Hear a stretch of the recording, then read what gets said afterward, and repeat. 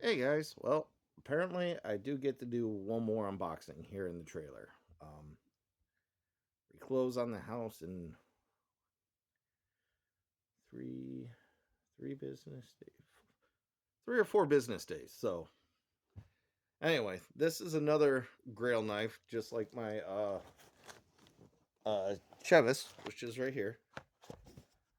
But um, let's just get on to it. Let's open the box, shall we?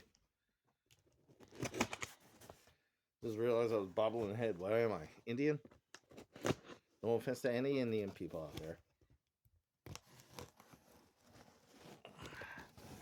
Who did I order this from? I ordered this through Knife Ship Free.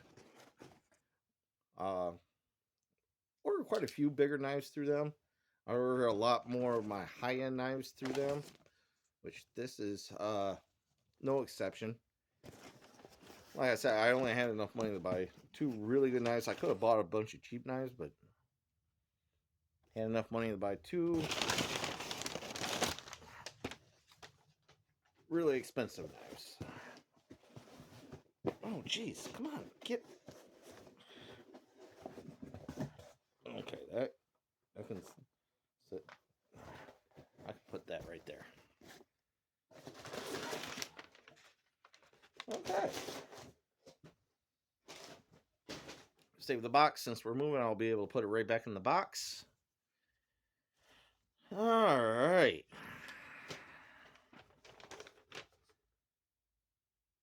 It doesn't have the price on here. I don't remember what I paid for this. I know it was a lot of money. All right, so let's get down to it. Again, from Knife Ship Free.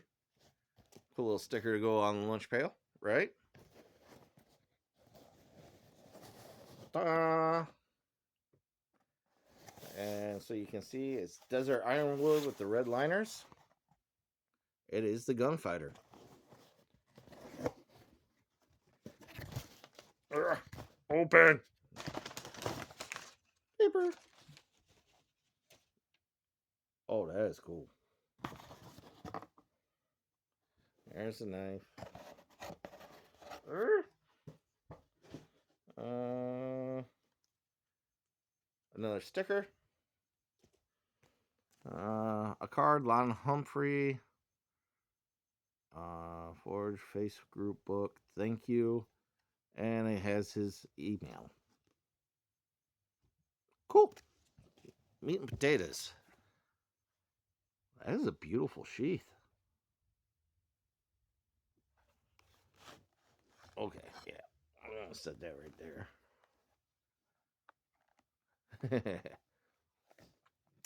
I wish they would have done something like Cold Steel does with the button right here. That way, when you slide in your belt, it just hooks there for like front side carry. I don't know how to describe it. Uh, really would have liked that. Gotta smell it. That is treated too. Nice, very nice. All right, so Lon Humphrey. I've been wanting one of his knives for as long as I can remember.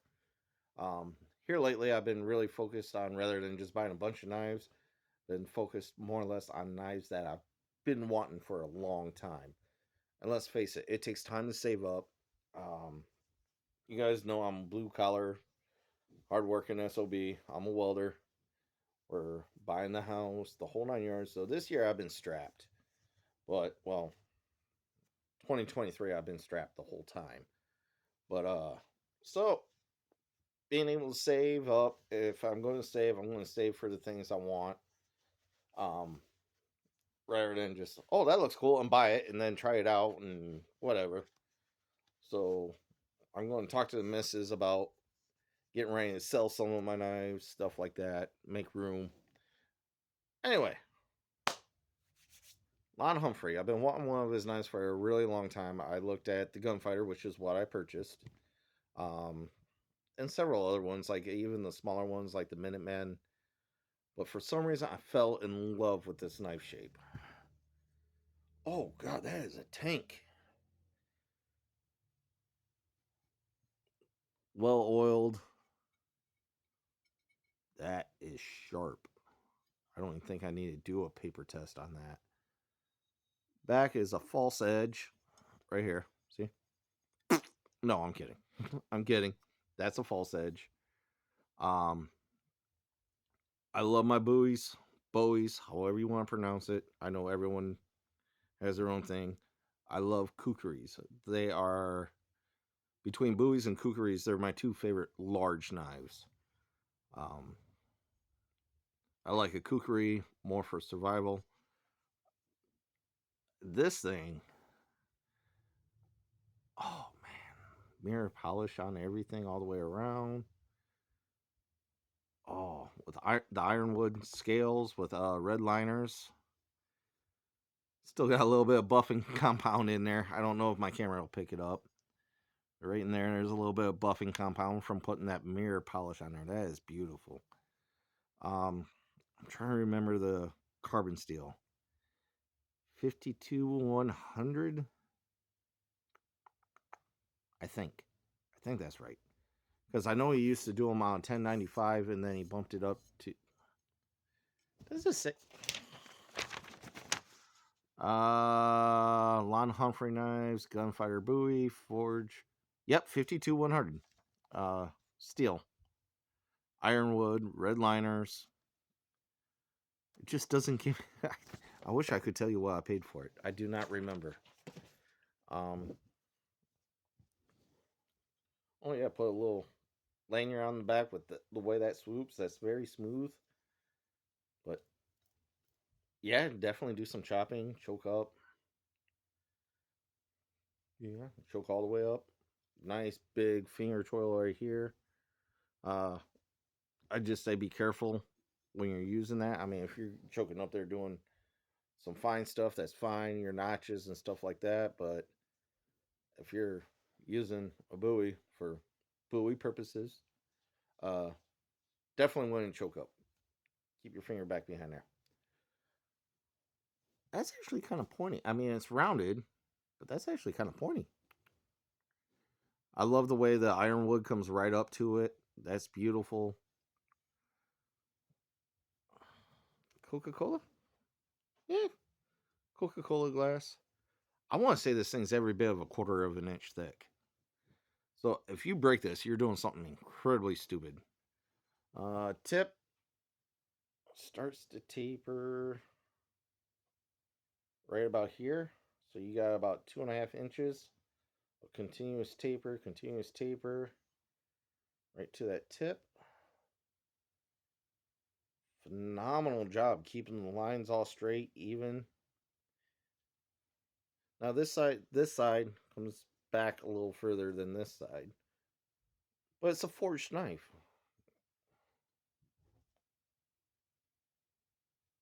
Beautiful job on keeping that center. Beautiful. Um, I know from back when I used to make and forge my own knives, sometimes how difficult and a pain that is. Like, obviously, use some sort of belt sander. Put this in. Is this convex? I want to say it's convex. I just had a ruler. Oh, there it is.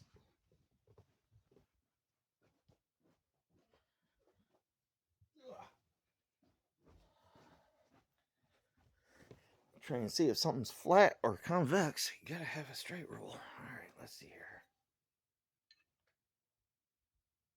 Oh no, that's convex. It's a convex grind with a secondary, and even that looks convex. Beautiful knife, sturdy knife, solid knife. I think out of all my buoys, I only got one left, and I think that's my cold steel Laredo out of '01.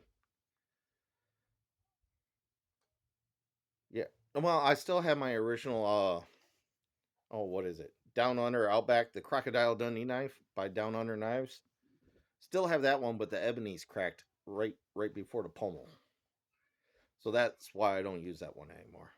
But shoot, I had that thing for years. Let me think. We've been together 8, almost 9. Probably had it for better part of 20 years before it broke. And I beat the snot out of it, and I've thrown it, chopping with it, just being done with it. But yeah, so there you guys go. There's the Gunfighter with the ironwood with the red liners. Definitely going to use it after remove. So this is just another unboxing, just like my Chevis. I put it right back in the box. You know, I'll sit here and fiddle with it, you know, admire it. It's my knife. I'm going to. But yeah. Oh, I'd hate to screw up that mirror polish, but that'll strike a ferro rod. That is. Oh yeah. See that? Fingernail shavings. Carolyn, get back. I got a big knife out. So there it is, guys. And if you're wondering, I got extra large hands. Plenty of room, especially if I was wearing big old gloves, whatever. That finger toil is more than big enough to where you could work with gloves, everything else. Only weak point I see on this thing is the tip, but it's made for stabby. So, yeah. You know what? Let's try the paper test because that is sharp. Tell me if I got any. Let's do the nail test first. Feels good.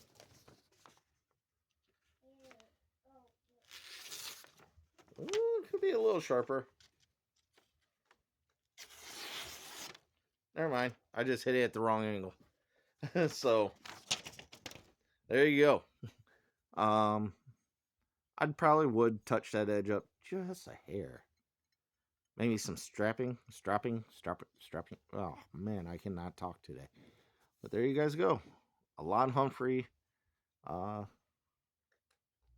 Gunfighter. Beautiful blade. All right, guys. Until next time, keep your knife sharp. Keep your fingers out of the way. And as always, be safe.